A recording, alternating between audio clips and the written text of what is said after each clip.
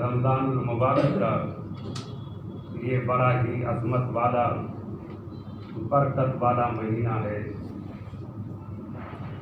رمضان المبارک کی آمد کے موقع پر اللہ کے حبیب مصطفیٰ جان عالم صلی اللہ تعالی علیہ وسلم نے عظیم خطبہ دیا کہ اے لوگو، تمہارے پاس عظمت والا برکت والا مہینہ آیا جس میں ایک رات 1000 مہینوں سے بہتر ہے۔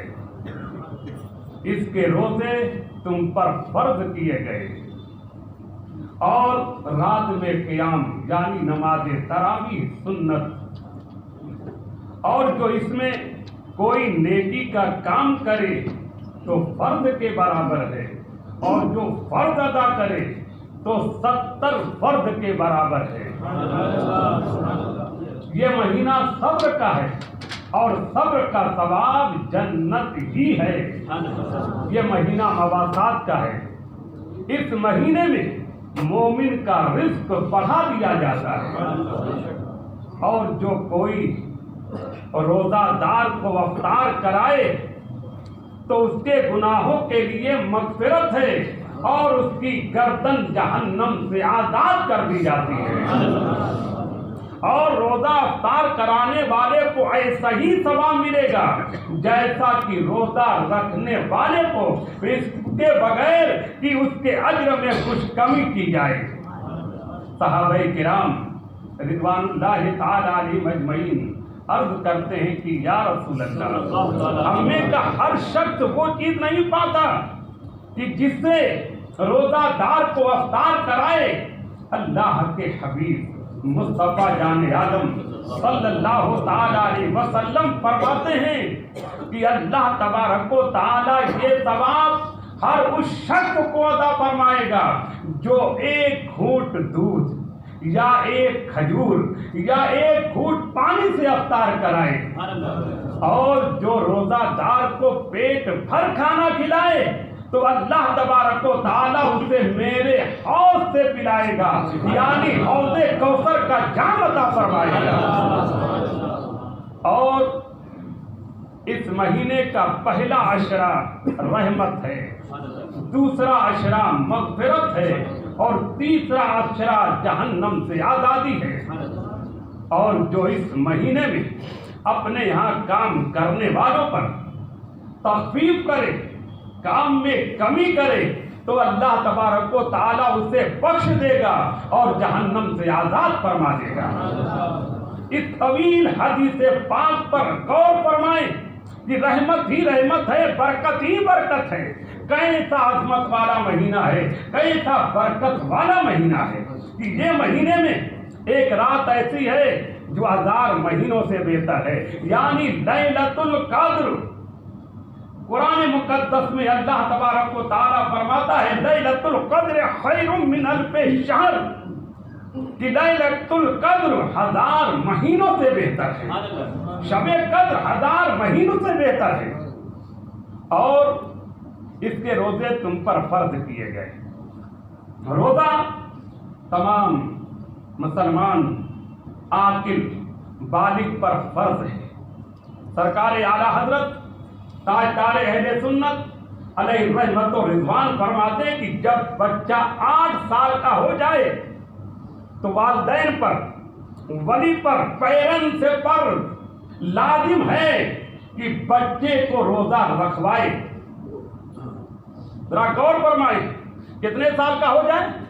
8 سال کا ہو جائے تو لازم ہے پیرنٹس پر، والدین پر، ولی پر کہ بچے کو روزہ رکھوائے۔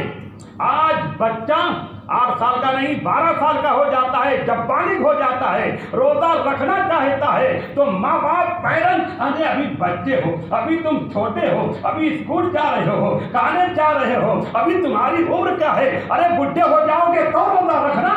माज़अल्लाह सुम्मा माज़अल्लाह। हौसला बढ़ाना चाहिए कि बच्चा रोजा रखना चाहता है, लेकिन ऐसे नालायक माँ बाप हैं, हौसला बढ़ाने के बजाय बच्चे का हौसला पस्त करते हैं कि तुम अभी बच्चे हो, अभी छोटे हो, कॉलेज जा रहे हो, स्कूल जा रहे हो, अभी तुम्हारी उम्र क्या है, बाद में रख लेना।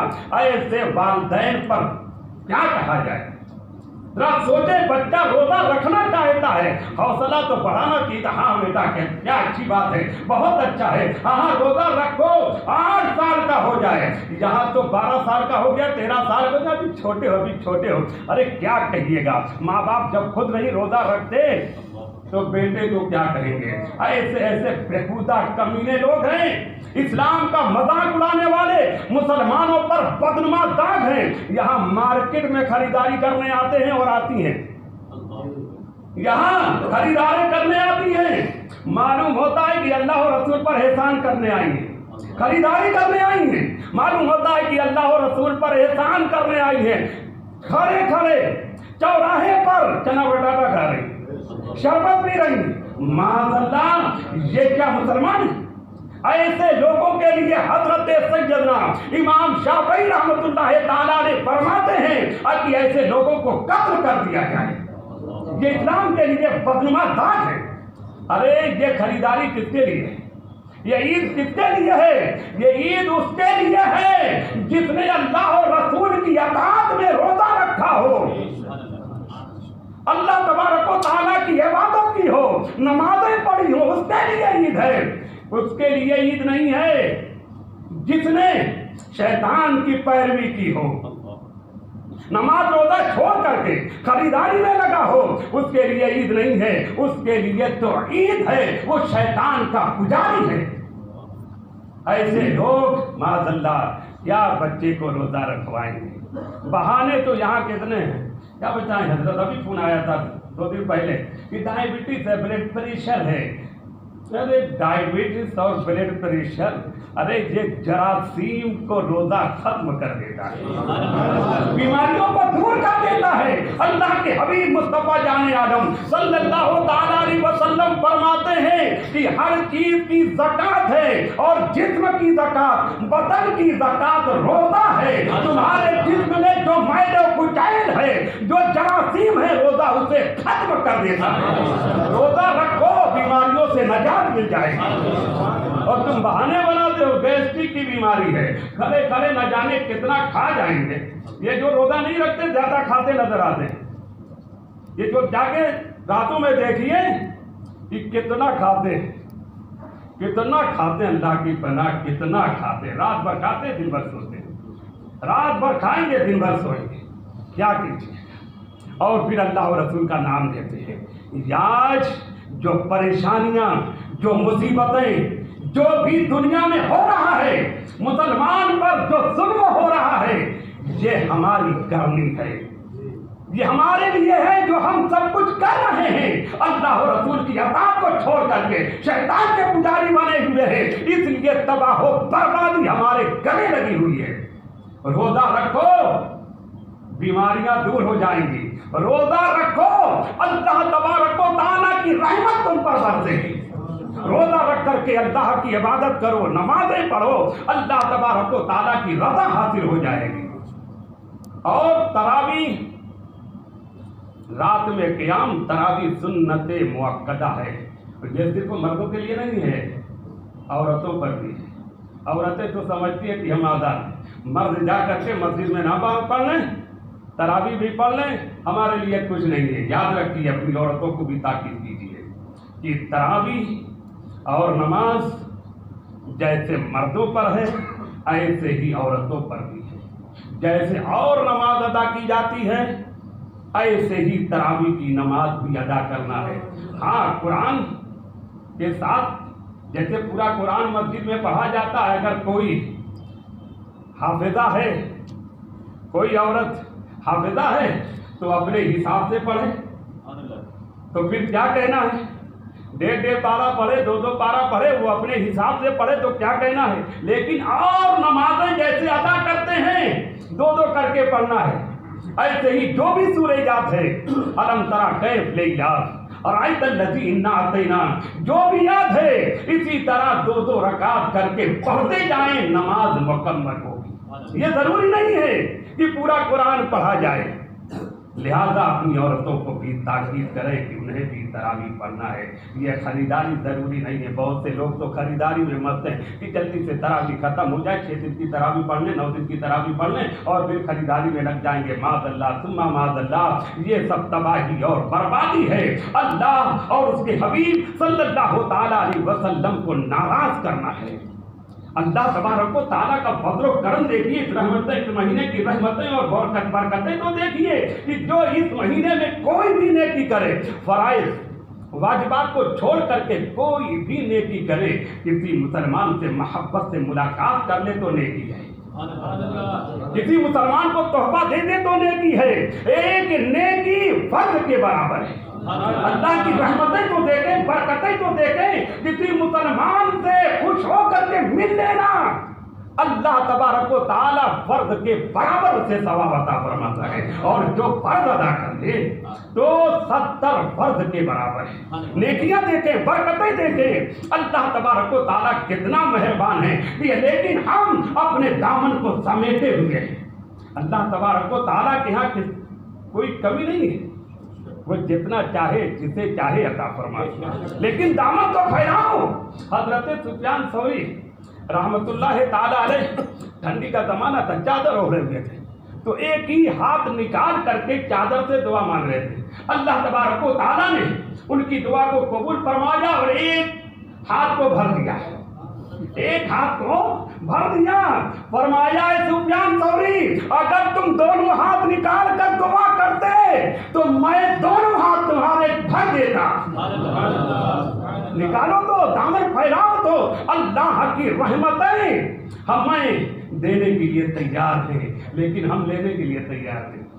تو اللہ کی بارگاہ میں دعا کرو، نیکی کرو، اللہ کی رحمتیں تمہارے گھر پہ بھی نازل ہوں گی، کاروبار میں بھی نازل ہوں گی، ہر جگہ اللہ کی رحمتوں کا نزول ہوگا۔ اور یہ مہینہ صبر کا ہے، صبر کرو۔ اللہ کے حبیب مصطفیٰ جان عالم صلی اللہ تعالی علیہ وسلم فرماتے ہیں کہ اگر تم سے کوئی گالی گلوچ پر آمادہ ہو، لڑائی پر آمادہ ہو، جھگڑا کرنے پر آمادہ ہو تو کہہ دو بھائی میں روزے سے، لڑائی جھگڑا نہ کرو، گالی گلوچ نہ کرو، صبر کرو۔ اگر کوئی تمہارے اوپر سامنے سے آ رہا ہے تو کہہ دو کہ بھائی میں روزے سے، صبر کر لو، اور صبر کا ثواب جنت ہی ہے۔ لیکن یہاں تو معاملہ الٹا ہے، جیسے جیسے دن چڑھتا ہے تو پارا بھی کچھ لوگوں کا چڑھتا ہے، اور افطاری تک تو مت پوچھئے کہ کتنا چڑھ جاتا ہے، ایک دم مارا ماری گالی گلوچ پر، نہ مسجد کا خیال نہ چوراہے کا خیال۔ جیسے جیسے دن چڑھے گا پارا چڑھ جاتا ہے، لیکن یاد رکھو پارا نہ چڑھاؤ، صبر کرو، اور صبر کا ثواب جنت ہی ہے۔ اور اللہ کے حبیب مصطفیٰ جان عالم صلی اللہ تعالی علیہ وسلم فرماتے ہیں یہ مہینہ مواسات کا ہے، محبت کا ہے، مودت کا ہے۔ اس مہینے میں واقعی میں محبت اجاگر ہوتی ہے، ایک دوسرے سے محبت کرنے کا جذبہ پیدا ہوتا ہے۔ کہیں افطاری آتی ہے، کہیں سے سحری آتی ہے، سوچتے ہیں ہم اپنی جیب میں ہاتھ ڈالتے ہیں، اس غریب کی مدد کر دیں، اس پڑوسی کی مدد کر دیں، اس رشتے دار کی مدد کر دیں، یہاں مدرسے میں کچھ دے دیں۔ اس مہینے میں مودت محبت اجاگر ہو جاتی ہے، تو یہ مہینہ محبت کا ہے، ایک دوسرے سے محبت اجاگر ہو جاتی ہے۔ تحفہ دو، تحفہ دو، نبی اکرم صلی اللہ تعالی علیہ وسلم فرماتے ہیں کہ تحفہ دو، تحفہ لو، اس سے محبت بڑھتی ہے۔ تو اس مہینے میں محبت بھی اجاگر ہو جاتی ہے، اور اس مہینے میں مومن کا رزق بڑھا دیا جاتا ہے۔ سب کو اندازہ ہے، شروع میں تو بہت پریشانی رہتی ہے کہ کیسے کیا ہوگا، بچے پریشان کریں گے، ان کو کیا جواب دیں گے، لیکن آخر میں سب کچھ ہو جاتا ہے، بچے کا بھی ہو جاتا ہے، بڑوں کا بھی ہو جاتا ہے، بیوی کا بھی ہو جاتا ہے۔ بیوی منہ کھول کر رہتی ہے، منہ بند ہو جاتا ہے، اس کا بھی پورا ہو جاتا ہے، سب کا پورا ہو جاتا ہے۔ یہ اللہ کی رحمتیں ہیں کہ مومن کا رزق بڑھا دیا جاتا ہے۔ دسترخوان دیکھیے، کیسا دسترخوان 11 مہینے میں نصیب نہیں ہوگا۔ جو رمضان میں دسترخوان سجتا ہے، کبھی میسر نہیں ہوگا. کیا نہیں ہوتا؟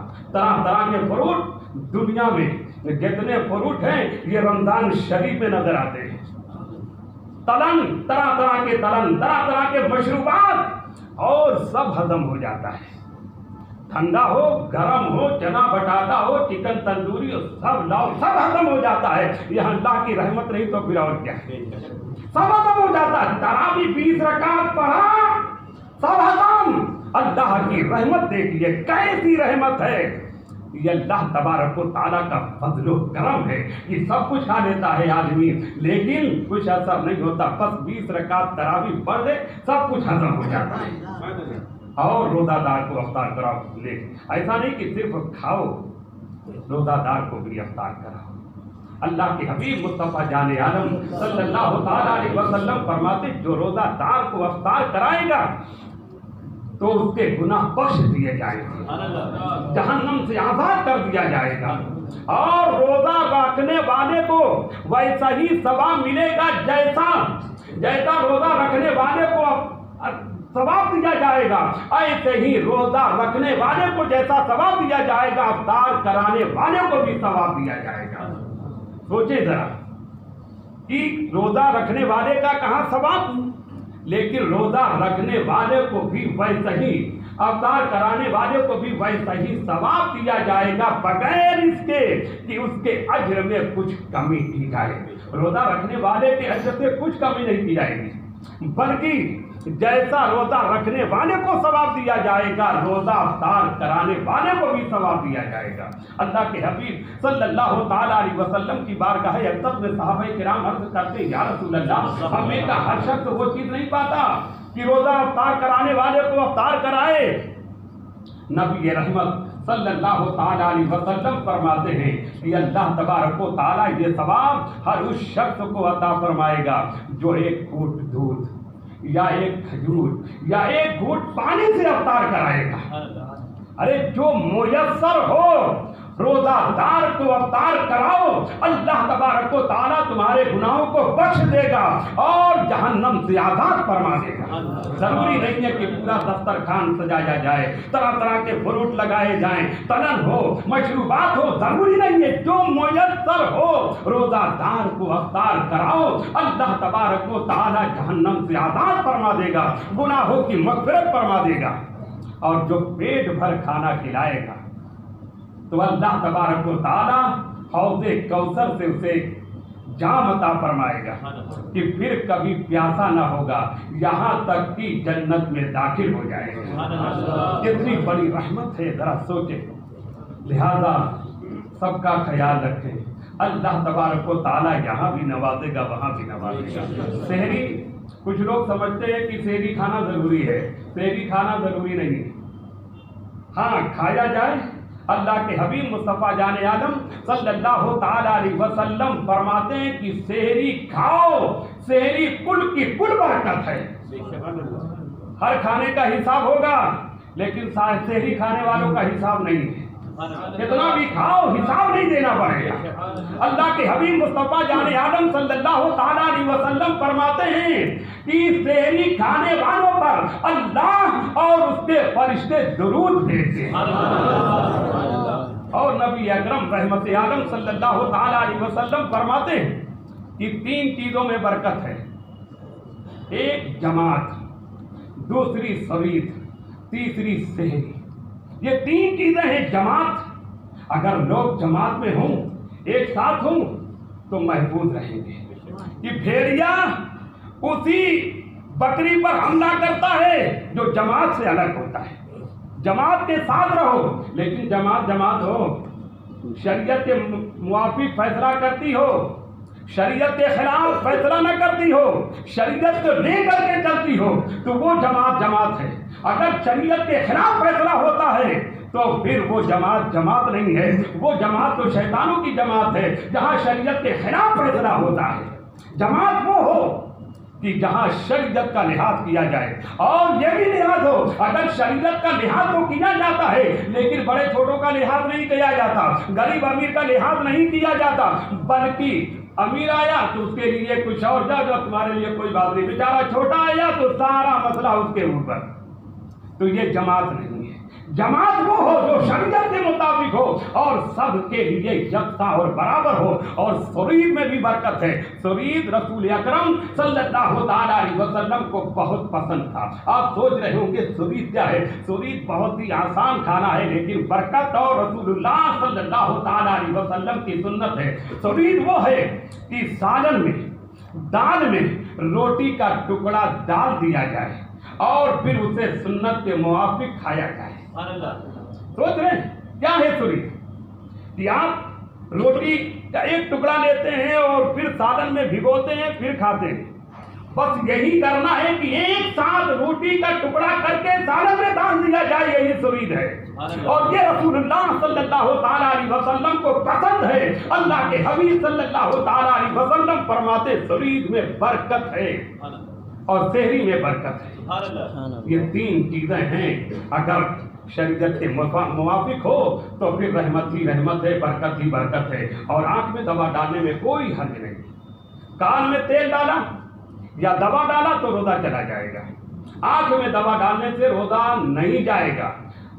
بہار شریعت میں ہے کہ اگر سرما لگایا اور سرمے کا اثر تھوک میں بھی آ گیا، حلق میں آ گیا، تھوک میں اس کا اثر آ گیا، پھر بھی روزہ نہیں جائے گا۔ یاد رکھیے، آپ نے سرما لگایا اور پھر دیکھا کہ یار تو کالا کالا تھوک ہو گیا ہے، سرمے کا اثر آ گیا تو کیا روزہ چلا گیا؟ بہار شریعت میں ہے، فرماتے ہیں کہ اس سے روزہ نہیں جائے گا۔ لہذا آنکھ میں دوا ڈالنے سے روزہ نہیں جائے گا۔ الٹی ہوئی، خود بخود الٹی ہوئی، اکثر بیشتر ایسا ہو جاتا ہے، الٹی ہو جاتی ہے۔ الٹی ہونے سے، پلٹی ہونے سے، کیف ہونے سے روزہ نہیں جائے گا۔ ہاں، الٹی ہوئی اور کچھ اثرات منہ میں آئے، چنے کے برابر واپس لے لیا تو روزہ چلا جائے گا۔ لہذا جو منہ میں، حلق کے اوپر منہ میں آ گیا اب اسے باہر کرے، اندر نہ لے، اندر لے گا تو روزہ چلا جائے گا۔ لہذا یہ مسائل بھی بہت آسان ہیں، بس صرف سمجھنے کی ضرورت ہے کہ ہم اگر ایک ذمہ دار مسلمان بنے کہ ہم کو شریعت کے مطابق چلنا ہے، شریعت پر عمل کرنا ہے، تو بہت ہی آسان ہے۔ ہم نے اگر اس کو کٹھن سمجھا، کٹھن بنا لیا تو پھر مشکل ہے۔ لیکن شریعت نے، اللہ و رسول نے ہمارے لیے شریعت کو آسان بنایا ہے۔ بس ہم یہ سمجھ لیں کہ ہم مسلمان ہیں، ہم کو اللہ اور اس کے حبیب صلی اللہ تعالیٰ علیہ وسلم کی اطاعت اور پیروی کرنی ہے۔ اللہ تبارک و تعالیٰ اپنے محبوب مصطفیٰ جان عالم صلی اللہ تعالیٰ علیہ وسلم کے سر کے اوپر ہماری عبادتوں کو قبول فرما، ہمارے روزوں کو قبول فرما، اور ہمیشہ کے لیے ہمیں نمازی بنا دے، اور ہم کو مکمل روزہ رکھنے کی توفیق عطا فرما۔